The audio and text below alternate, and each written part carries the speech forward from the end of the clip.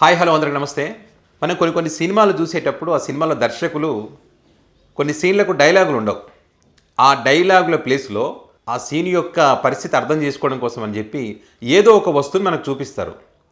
ఆ వస్తువునో లేకపోతే ఒక చెట్టునో లేకపోతే ఒక పుట్టనో లేకపోతే ఒక గోడమైన బొమ్మనో లేకపోతే ఒక జంతువునో ఏదో ఒక దాన్ని చూపించగానే మనకి ఆ లోపల సీన్ ఏం జరుగుతుంది ఏంటనేది మనకు అర్థమైపోతుంది. సో ఇప్పుడు ఎందుకు ఈ మాట చెప్తున్నానంటే, నేను కర్నూలుకు వెళ్ళినప్పుడు మొన్న మధ్యాహ్నం హోటల్లో భోంచేద్దామని హోటల్ అడుగు పెట్టగానే లోపలికి ఎంటర్ అవ్వగానే రైట్ సైడ్ ఒక బోర్డు దర్శనం ఇచ్చింది నాకు. ఆ బోర్డు చూడగానే నాకు సినిమా మొత్తం అర్థమైపోయింది. ఏం సినిమా?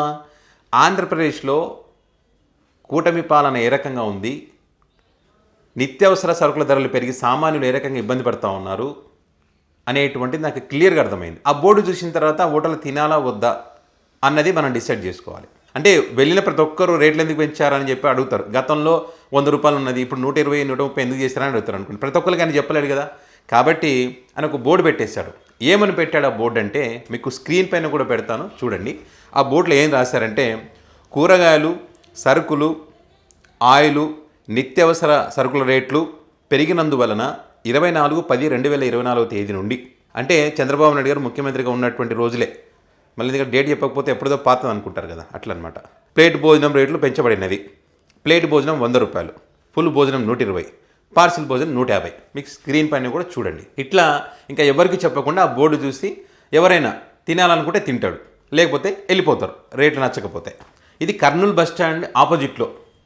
ఇంకా పేరు చెప్పాల్సిన అవసరం లేదు. ఇంకా పేరు చెప్పాను అనుకోండి, పాపం ఈ కూటమి సర్కార్ మా మనోభావాలు దెబ్బతీసావు ఈ బోర్డు పెట్టని చెప్పి వాళ్ళని ఏమైనా ఇబ్బంది పెట్టినా పెడతారు పాపం. కర్నూలు బస్ స్టాండ్ ఆపోజిట్లోనే ఉంటుంది హోటల్. ఇంకా అక్కడికి వెళ్తే మీకు మీరు ఆ హోటల్కి వెళ్ళగానే బోర్డు కనిపిస్తుంది. మీరు ఎప్పుడైనా ఎవరైనా కర్నూలులో ఎవరైనా ఉంటే కూడా వెళ్ళి చూడండి. ఆ ఒక్క హోటలే కాదు, మీరు ఆ లైన్లో ఏ హోటల్ కన్నా వెళ్ళండి. కొన్ని చోట్ల బోర్డులు పెట్టారు, కొన్ని చోట్ల డైరెక్ట్ చెప్తా ఉన్నారు రేట్లు పెంచాము అని చెప్పి. ఇట్లా ఈ కూటమి సర్కార్ అధికారంలోకి వచ్చిన 8 నెలలకే రేట్లన్నీ కూడా ఆకాశాన్ని అంటుతున్నటువంటి పరిస్థితి. మరి ఆ రకంగా రేట్లు పెరిగితే ఏం చేస్తారు వీళ్ళని? ఈ రకంగా బోర్డులు పెట్టే పరిస్థితి. తినడానికి వెళ్తే భయపడాల్సిన పరిస్థితి. ఒక టెన్షన్తో తినాలి, మనస్ఫూర్తిగా అన్నం కూడా తినలేము హోటల్లో. వాళ్ళని ఏం చేయలేరు, ఏం చేస్తారు? మరి ఉన్న విషయం ప్రతి ఒక్కరు చెప్పలేరు కాబట్టి ఈ రకంగా బోర్డులు పెట్టుకున్నారు వాళ్ళు. చంద్రబాబు నాయుడు గారు గతంలో చిన్న స్కూల్లో పిల్లోడు కదా, పేపర్ పట్టుకొని ఇట్లా పట్టుకొని అన్ని స్కూల్లో పాఠాలు అప్పు చెప్తారు కదా, ఆ రకంగా నూనె రేటు ఇంత, చింతపండు రేటు ఇంత, చక్కెర రేటు ఇంత, సబ్బు రేటు ఇంత, ఇట్లా అన్ని రేట్లకు సంబంధించి ఒక బహిరంగ సభలో చెప్పిన పరిస్థితి మనం చూసాం. అన్ని చెప్పిన తర్వాత జగన్మోహన్ రెడ్డి పథకాలు ఇస్తున్నారు కానీ ఈ చేతో ఇచ్చి ఈ చేతో నిత్యావసర సరుకు ధరలు పెంచి ఈ చేతో లాగేసుకుంటున్నారని చెప్పి, ఇలా పెంచిన కారణంగా ఈ 5 సంవత్సరాల కాలంలోనే ఒక్కొక్క కుటుంబానికి 8 లక్షల రూపాయల భారం పడిందని చెప్పి అప్పుడు ఆ ప్రజలకు చెప్పడం జరిగింది.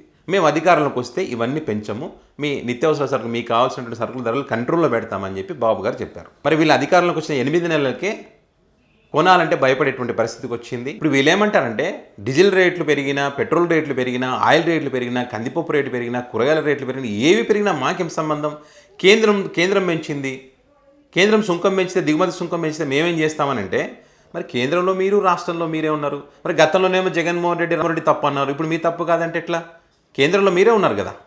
మరి సెప్టెంబర్ మాసంలో 12.5% ఉన్నటువంటి దిగుమతి సుంకము 32.5కి తీసుకొచ్చారు. దీనివల్ల ఏమవుతుంది? ధరల రేటు పెంచాల్సినటువంటి పరిస్థితి వస్తుంది. నూనె ప్యాకెట్ 100 రూపాయలు అనేది 135, 140 రూపాయలకు పోయింది. దానికి తోడు కొన్ని షాపుల్లో ఎక్కడైనా ఒక 10 రూపాయలు అదనంగా 5 రూపాయలు అదనంగా చేసి పెంచుతూ ఉన్నారు. 99కే నాణ్యమైనటువంటి మద్యం ఇస్తామని చెప్పారు, చీప్ లిక్కర్ ఇస్తామని చెప్పారు. మరి ఇదెందుకు ఆయిల్ ప్యాకెట్ 99 ఎందుకని హామీ ఇవ్వలేకపోయారు మీరు? 50 రూపాయలకి కందిపప్పని ఎందుకు చెప్పలేకపోయారు మీరు? ఇట్లా ప్రజలకు ఉపయోగపడేటువంటి వస్తువు పైన ఎందుకని ఇట్లా ఒక ఫిక్స్డ్ రేటు, ఇదే ఇంకా ఏం జరిగినా ప్రపంచం బద్దలైనా మీకు నిత్యం ఉపయోగపడేటువంటి వస్తువులు కాబట్టి ఈ రకంగా రేట్లు పెంచుతామని, ఈ రకంగా రేట్లు ఉంటాయని ఎందుకు చెప్పలేకపోయారు మీరు? మీరు ప్రజల మీద ప్రేమ ఉంటే, ప్రజలను ఆదుకోవాలనుకుంటే ఎందుకని చేయలేకపోయారు? మరి కేంద్రంలో మీరే ఉన్నారు కాబట్టి కేంద్రం చెప్పొచ్చు కదా. మీపైన ఆధారపడి ప్రభుత్వం నడుస్తూ ఉందని చెప్పి మీరు చెప్పుకుంటున్నారు కదా, మరి ఎందుకు ఇక్కడ ఆదుకోలేకపోతున్నారు? దానికి తోడు ఇక్కడికి వచ్చిన తర్వాత స్టాండర్డ్ సెస్ అని చెప్పి ఒక 5%, తర్వాత అగ్రికల్చర్ సెస్ అని చెప్పి మళ్ళీ ఒక 10%, కిరాణం పోతే కొనలేని పరిస్థితి, కూరగాయల మార్కెట్ పోతే కొనలేని పరిస్థితి, హోటల్కి పోతే భోజనం తినలేని పరిస్థితి, ఏదైనా ఒక వస్తువు కొందామంటే భయపడే పరిస్థితి. సో ఇట్లా ప్రతిదీ ధరలు పెంచేసి పథకాలు అమలు చేయకుండా, కేంద్రంలో మీరు ఉన్నారు కూడా దాన్ని కంట్రోల్ చేయకుండా, మార్కెటింగ్ శాఖ పట్టించుకోదు, పౌర సరఫరాల శాఖ పట్టించుకోదు, వీరెవ్వరు కూడా వీటిని కంట్రోల్ చేసేటువంటి ప్రయత్నం చేయకుండా మిగతా వాటికి సంబంధించి మాత్రం కంట్రోల్ చేస్తూ ఉన్నాము. ఎందుకంటే మా ఆదాయ వనరులు అవి మా జోబులు నింపేటివని చెప్పి ప్రజల నెత్తిన భారం వేస్తూ ఉన్నారు. దానికి తోడు కరెంటు ఛార్జీలు పెంచడం, మళ్ళీ ఇప్పుడు భూముల రేట్లు కూడా పెంచడం, రకంగా పన్నుల రూపంలో ఆదాయాన్ని రాబట్టుకొని అమరావతిలో పెట్టేటువంటి ప్రయత్నం. అమరావతి ఒక్కటి డెవలప్ అయితే చాలు, రాష్ట్ర ప్రజలు అందరూ ఏమైపోయినా మీకు అవసరం లేదు. సో ఈ రకంగా ఈ నిత్యావసర సరుకుల ధరలు పెరగడం వల్ల ఈ సంక్షేమ హాస్టల్స్లో కానీ, అదేవిధంగా కస్తూర్బా స్కూల్స్లో కానీ, ఈ రెసిడెన్షియల్స్లో కానీ, అక్కడ ఆ పిల్లలకు పెట్టేటువంటి భోజనాలకు సంబంధించి కూడా ఈ రేట్లు పెరిగినాయని చెప్పి తక్కువ రేట్లో ఏవైతే కూరగాయలు వస్తాయో ఆ కూరగాయలు మురిగిపోయినటువంటి టమాటాలు తీసుకొచ్చి వంటలు చేసేటువంటి ప్రయత్నం, దాన్నే ఇట్లా పిసికి చారు చేసి పెడతా ఉన్నారు పిల్లలకి. ఆయిల్ తక్కువేసి నీళ్ళు ఎక్కువ పోసి వంట చేస్తూ ఉన్నారు. విద్యార్థుల ఆరోగ్యం పైన ఎఫెక్ట్ పడుతూ ఉంది. గతంలో జగన్మోహన్ రెడ్డి అధికారంలో ఉన్నప్పుడు మరి మెస్ ఛార్జీలు దానికి సంబంధించి పెంచడం జరిగింది, వాళ్ళని ఆదుకునే ప్రయత్నం చేస్తారు. మరి మీరెందుకని ఆ రకంగా చేయలేకపోతున్నారు? రైతు అమ్మనీకపోతేనేమో దారుణమైన రేట్లు ఇస్తూ ఉన్నారు, వాళ్ళకి మోసం చేస్తూ ఉన్నారు వాళ్ళని.